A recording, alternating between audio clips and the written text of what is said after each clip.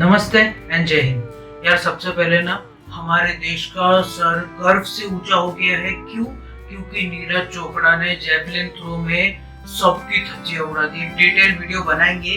Olympics थोड़ा सा खत्म हो जाने दीजिए, क्योंकि एक प्रेडिक्शन अपन ने भी किया था कि भाई कौन कौन मेडल ला सकता है। उनमें से मेरे ख्याल से तो 80-90% हम लोग सही साबित हुए। तो बॉस आप बने रहिए। अब आ जाते हैं आज के टॉपिक पे। हाल ही में मैंने एक मूवी देखी और बहुत दिनों से वेट कर रहा था इस मूवी की, क्योंकि ट्रेलर देखने के बाद ऐसा लग रहा था कि ये मूवी मुझे देखनी है। तो सबसे पहले हाल ही में मैंने एक मूवी देखी, उस मूवी का नाम है डायल 100। इसी के बारे में आपसे बात करूंगा, मेरे एक्सपीरियंस शेयर करूंगा, मेरा रिव्यू दूंगा, मेरा व्यू रखूंगा, मुझे ये मूवी कैसी लगी ये बताऊंगा। आप बने रहिए, देखते रहिए एक्सपोजिंग स्टार विद शांतनु।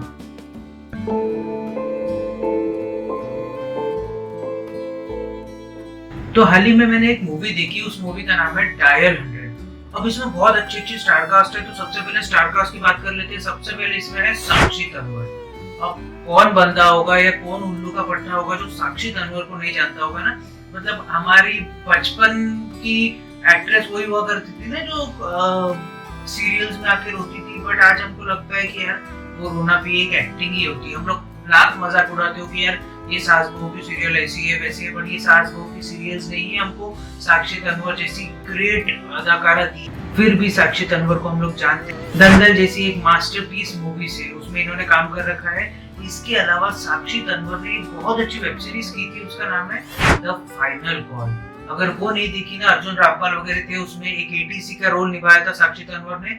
बहुत जबरदस्त वो भी वेब सीरीज थी, तो जाइए वो भी जरूर देखिएगा। इसके अलावा इसमें कौन है? इसमें है मेरे और एक पर्सनल फेवरेट मनोज बाजपेयी। अब मनोज बाजपेयी को कौन नहीं जानता ना। मतलब ये जो सारे स्टार किड्स है या सुपरस्टार्स हम लोग उनको बोलते हैं, उनको मत बोलो यार, ये सुपरस्टार है जो एक्टिंग करते हैं सिर्फ अपने लुक्स के भरोसे पे या अपने सरनेम के भरोसे पे नहीं टिके हुए, इंडस्ट्री में एक्टिंग के भरोसे पे टिके हुए। मनोज बाजपेयी को हम लोग जानते हैं भोसले जैसी मूवी से। भोसले मूवी में इन्होंने काम कर रखा है। इसके अलावा मनोज बाजपेयी ने और एक मूवी में काम कर रखा है, उस मूवी का नाम है ट्रैफिक। ट्रैफिक नाम की मूवी में भी इन्होंने काम कर रखा है। मूवी ज्यादा चली नहीं, बट मुझे बहुत पसंद आई थी। जो कंसेप्ट था ना वो रियल स्टोरी पे बेस्ड था, इसलिए मुझे शायद मूवी ज्यादा पसंद आई थी। इसके अलावा इसमें कौन है और एक इंक्लूड कर रहा हूँ, वो है नीना गुप्ता। बेहतरीन अदाकारा, क्या कमबैक किया है, एक से एक मूवीज दिए जा रही है। फिर भी नीना गुप्ता को हम लोग जानते हैं मुल्क जैसी मूवी से। मुल्क मूवी में इन्होंने एक अहम किरदार निभाया था। इसके अलावा नीना गुप्ता ने पंगा नाम की मूवी में भी काम कर रखा है। तो नीना गुप्ता को कोई पहचान की मोहताज नहीं है, इनको बच्चा बच्चा जानता है यार। वो 7 सीरियल आती थी उस समय से, हर कोई इनका फैन बन चुका था। तो ये तो हो गई स्टारकास्ट के बाद अब बात कर लेते हैं डायल 100 का प्लॉट है क्या। शुरुआत होती है ना मनोज बाजपेयी से। मनोज बाजपेयी पुलिस में रहते हैं, पुलिस इंस्पेक्टर रहते हैं और रोज की तरह नाइट शिफ्ट में लगे हुए रहते हैं अपने कॉल सेंटर में। पुलिस वालों का जो कॉल सेंटर होता है जिसपे हम लोग 100 दबा के कॉल करते हैं कोई भी आपातकालीन स्थिति के दौरान कि भाई कोई मुझे छेड़ रहा है, कोई मुझे फॉलो कर रहा है, कोई गन लेके मेरे घर में घुसा है। तो ये सब पुलिस वाले हमारी रक्षा के लिए वहाँ पे कॉल सेंटर पे बैठे रहते हैं। मनोज बाजपेयी ऐसे ही बैठे रहते हैं। एक दिन अचानक रात के टाइम पे मनोज बाजपेयी के पास आता है एक कॉल। वो औरत बोलती है कि मैं सुसाइड करने जा रही हूँ, मुझे सिस्टम से कोई उम्मीद नहीं है, सिस्टम ने मेरे साथ धोखा किया है। कई सारी फिलोसॉफिकल चीजें बोलती है, कई सारी चीजें बोलती है। अब मनोज बाजपेयी इसको कन्विंस करता है कि सुसाइड करेंगे तो आपका क्या भला होगा, मत कीजिए, ऐसा मत कीजिए, अपनी जिंदगी में इससे क्या फायदा। बहुत चीजें कन्विंस करने की कोशिश करते हैं। तो अचानक से वो औरत फोन काट देती है। अब फोन काट देती है तो मनोज बाजपेयी के दिमाग में वो घूमते रहता है कि यार ये औरत कुछ आवाज में अलग था, मजाक नहीं कर रही थी, दारू पी रही थी, बहुत सी चीजें कार चला रही थी और वो जो मेरे से करवाना चाह रही है, वो मुझसे बात करना चाह रही थी। ये सब चीजें मनोज बाजपेयी को समझ में आता है। तो मनोज बाजपेयी रेस्टलेस होते रहते हैं कि ये औरत है कौन। तभी अचानक वो औरत का वापस फोन आता है और इस बार मनोज बाजपेयी को वो बुलाती है अपने फोन पे। तो फिर मनोज बाजपेयी बोलती है कि तुम सोचो कि मैंने तुमसे ही बात क्यों की। अब मनोज बाजपेयी ये सोच में पड़ जाते हैं कि भाई ये औरत ने मुझसे ही बात क्यों की। या ऐसा तो नहीं कुछ कि मनोज बाजपेयी ने कुछ पास्ट में गलती की है, वो गलती की सजा ये औरत मनोज बाजपेयी को देना चाहती है। या फिर ऐसा तो नहीं कि साक्षी तन्वर से कुछ गलती हो गई है और वो मनोज बाजपेयी को बता नहीं पा रही, तो ये इस तरीके से वो बता रही है। या फिर इन दोनों की कोई गलती नहीं है, गलती किसी तीसरे की है। और वो मनोज वाजपेयी को किसी तरीके से ब्लैकमेल कर रहा है। इन सब के बीच में ये स्टोरी जो अगर शॉर्ट में समझाओ ना, तो एक औरत है जो पुलिस डायल 100 पे कॉल करके हेल्प मांगती है और ये बोलती है कि मैं मरने जा रही हूँ, पर मेरे को हेल्प ये करो कि मेरे घर वालों तक ये मैसेज पहुंचा देना कि मैं मर रही हूँ। मनोज वाजपेयी रेस्टलेस हो जाते हैं कि यार ये मेरे से कैसे हेल्प मांग रही है, जबकि ये मरना चाह रही है, तो कोई फोन करके थोड़ी मरता है।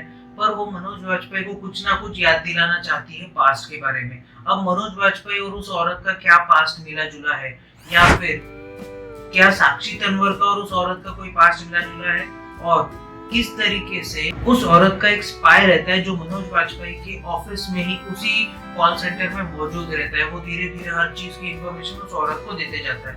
अब क्या मनोज वाजपेयी उस औरत को बचाने में कामयाब होंगे, और अगर नहीं तो क्या मनोज वाजपेयी खुद ही अपनी जान गंवा बैठेंगे? अगर वो भी नहीं तो क्या मनोज वाजपेयी अपनी फैमिली से हाथ धो बैठेंगे?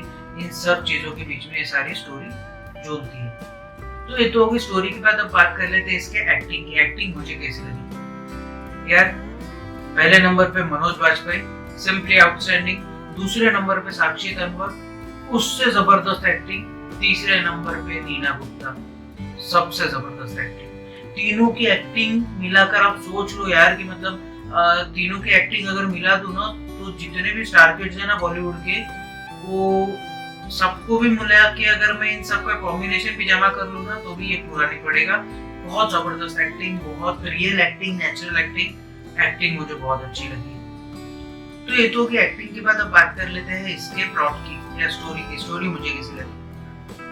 अगर मैं एक दो टेक्निकलिटीज छोड़ दूं, मैं हर बार मेरे को कोई बोलता होगा ना कि टेक्निकलिटीज क्या होती है। ये टेक्निकलिटीज ना ये होती है कि कभी कोई अगर आप 1 घंटे का चीज बता रहे हो कि भाई स्टोरी में 1 घंटा फॉरवर्ड जा रहे हैं, तो वो टाइम लिमिट 1 घंटा जो दिखाते हैं उसमें कई सारी चीजें हो जाती है और 1 घंटे में वो चीजें होना इम्पॉसिबल है। तो उसको मैं टेक्निकलिटीज में गिनता हूँ। तो कुछ टेक्निकलिटीज मुझे खराब लगी है, अदरवाइज स्टोरी बहुत अच्छी है। थोड़ा सा अगर आपने मदारी मूवी देखी होगी ना, इरफान खान साहब की, उस मदारी मूवी में जो चीज हुई थी बस वैसे टाइप की कुछ हुई है, और स्टोरी बहुत अच्छी है। स्टोरी में कोई प्रॉब्लम नहीं है। Z5 पे आ रही है, अगर आपकी इच्छा है तो आप देख सकते हैं। और आप क्या कर सकते हैं, अपने हाथों की सफाई का जरूर ध्यान रखिए। बार बार अपने हाथों से अपने चेहरे को मत छुइए। इसके अलावा सोशल डिस्टेंसिंग का ध्यान जरूर रखिए, मतलब अपने में और अगले में कम से कम 10 से 12 फीट का अंतर रखिए। इसके अलावा भारत में कोरोना वैक्सीन कई प्रक्रियाओं से गुजरने के बाद आप तक पहुंच रही है, तो जब भी आपकी बारी आए कोरोना वैक्सीन जरूर लगाइए। इसके अलावा